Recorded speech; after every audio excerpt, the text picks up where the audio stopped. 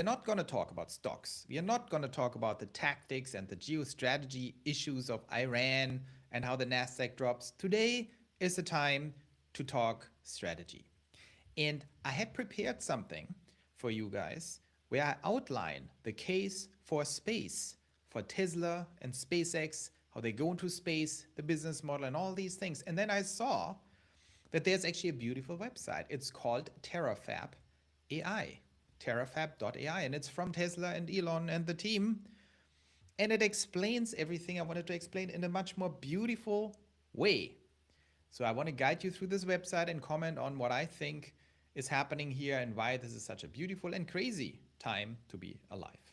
So, as they say, we aspire to be a galactic civilization, okay? That's pretty ambitious. And here, for anyone who did not follow Kardashev, the famous science fiction author who came up with these amazing ideas about civilization types, there's a Kardashev scale. Type 1 civilization is able to harness all the energy on one planet. So all the energy on Earth, including the solar energy hitting Earth, can be harvested and harnessed. And the theory goes that the level of a civilization, which I don't totally agree with, but it's a cool little geeky idea. The level of a civilization is defined by the amount of energy they can harvest or harness. And type 1, that we are not, by the way, but type 1 is a civilization that captures the entire energy of its planet, whereas type 2 is a civilization that captures all the energy of its solar system, of the star. In our case, the star is the sun.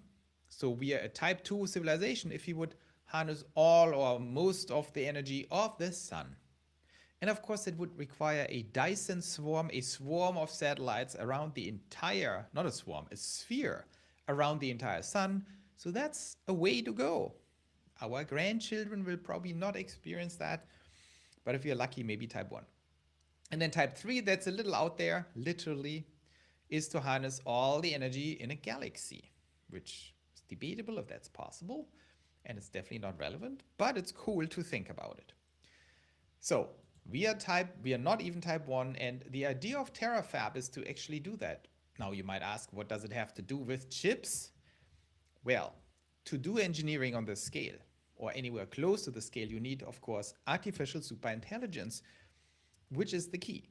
And the key to artificial superintelligence, besides the technology that we fortunately basically have now, is, and I'm not saying we have ASI, we have the technology components for ASI. So now it's about the number of chips we can produce and the amount of energy we can harvest to unlock ASI to actually harvest the entire energy for each type. That is a little bit the idea behind this whole operation. And they say you're here. Well, it's a little close to the sun. I don't know if you're here, but oh, if you look like to the side of the sun, sure. That is the idea of SpaceX and the idea of Terrafab, that we are now for the first time in a situation that we have a business model for harvesting energy in space, the solar energy in space. And that business model is AI compute, because there's unlimited demand and unlimited economic value in capturing and generating intelligence. And in order to do that, we have to capture and utilize energy. And the best source of energy is actually in space, because in space you have 5 times the solar flux per day on a solar panel. You don't have an atmosphere, you get much more radiation from the sun, 40% more than on Earth, but 5 times more because you have constant full exposure to the sun, 24/7, if you do it right with the satellites. And that is the key. We have that beautiful and powerful business model that then scales into this entire situation. And here the companies listed, of course, it's about Tesla. We are builders, we have done the impossible before, so he kind of pitches, why us? Why should we do this with Tesla, with XAI, and with SpaceX? You know the whole story. Tesla has revolutionized global transport and is now at the precipice of truly revolutionizing it with robotaxis and robo-trucking. And then Optimus, of course. And then Terrafab. Then you have XAI, one of the leading AI frontier companies. And XAI built the first gigawatt scale AI training cluster. So they have very significant hardware capabilities, which the others don't. Anthropic, OpenAI, Microsoft, they can't do these things. So there's an engineering edge to XAI, hardware engineering edge. And then there's SpaceX, you know all about it. Starship, complete monopoly on space at this point. Launches 90% of global mass to orbit before Starship is even launched. So when Starship launches, that number of 90% market share will increase to 99% very quickly, probably by 2030 latest, which is crazy. Here is a depiction of the great technologies required. We need 1 billion Tesla Optimus. I think that's a little arbitrary. This number could also be 100 million, could be whatever. But we know that Tesla Optimus demand will be unlimited too. You need billions of these things, the humanoid robots that can do anything a human does, but can also do it in space, don't need sleep, don't need oxygen, can work in very cold environments like on the moon, for example. You have Starship, the absolute most important technology of our time, or one of the most important technologies of our time. This is the vehicle, the reusable super Starship that can transport 150 tons to orbit and brings down costs of mass to orbit. The cost to put stuff into space by probably 100x. So right now it's $2,500 per kilogram with Falcon, another SpaceX rocket. And here we're projecting this to come down to probably 25 bucks. So it's literally 100 times cheaper.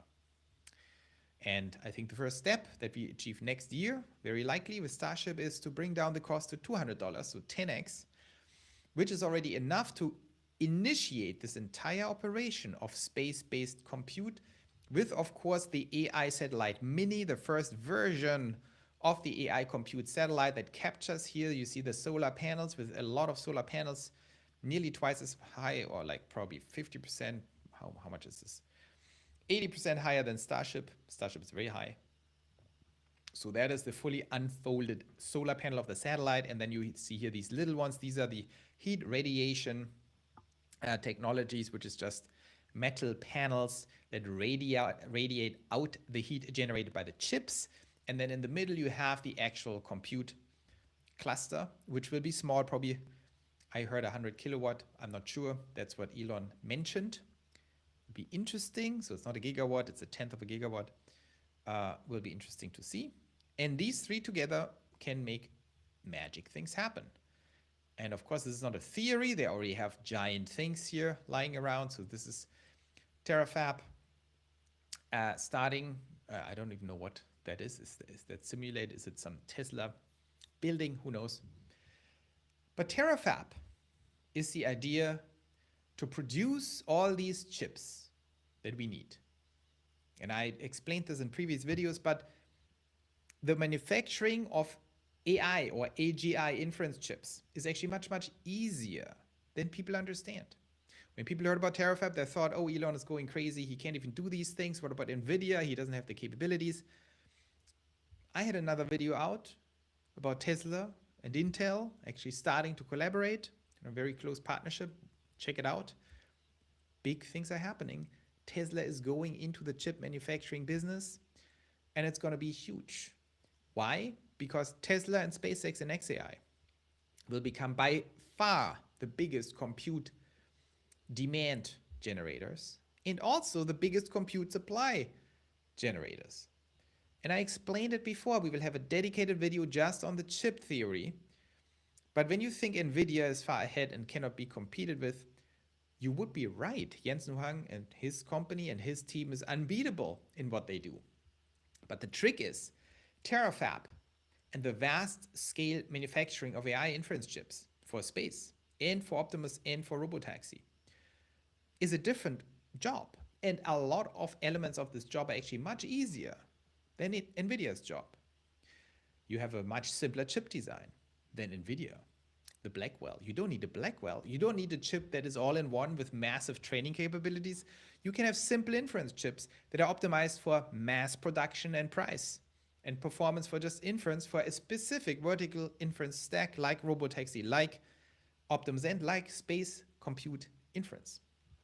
So that is the interesting thing. Plus, when it comes to space compute, these chips will also be much less energy constrained then the NVIDIA chips that have to be deployed or are deployed currently, they have to cater to current customers who are very energy price sensitive. Guess what? In space, energy is free. You get your energy for free. You get the energy for a price that is defined by the orbital lift cost and the mass of the solar panels. That defines your price, divided by whatever the depreciation is in space. Maybe 10 years, maybe 20 years, who knows. And that will drive down energy costs dramatically, and that makes sure these chips don't even need to be as energy efficient as NVIDIA. So this is a completely independent equation of energy efficiency. And of course, energy efficiency is a very important piece. Because when we think about how efficient and how strong and how amazing these AI chips need to be, amazing in regards to what? What is the engineering goal for these chips? And why I'm so infinitely bullish on this operation, on Terrafab and Space AI and SpaceX and Tesla, is not because I think they are total geniuses who can engineer anything and do things that NVIDIA cannot do. No, I'm so bullish because they don't have to do that. I'm so bullish because that engineering mission we are facing is the easiest mission, the easiest and the biggest mission that Elon ever took on. Space AI is much easier. I can't even put it into words, by many magnitudes easier than Starship. It is by magnitudes easier than Optimus. It is by magnitudes easier than FSD and Robotaxi. It is trivial. It is trivial to build these things. It's trivial to build the Terrafab. It's trivial to build the satellite. This is easy, the satellite. It is the easiest thing Elon has ever done. And the Terrafab is also easy. And don't get me wrong, don't say, Joe, if it's so easy, why don't you do it? Of course, it's incredibly complicated. But in terms of innovation, in terms of pioneering challenges, trivial.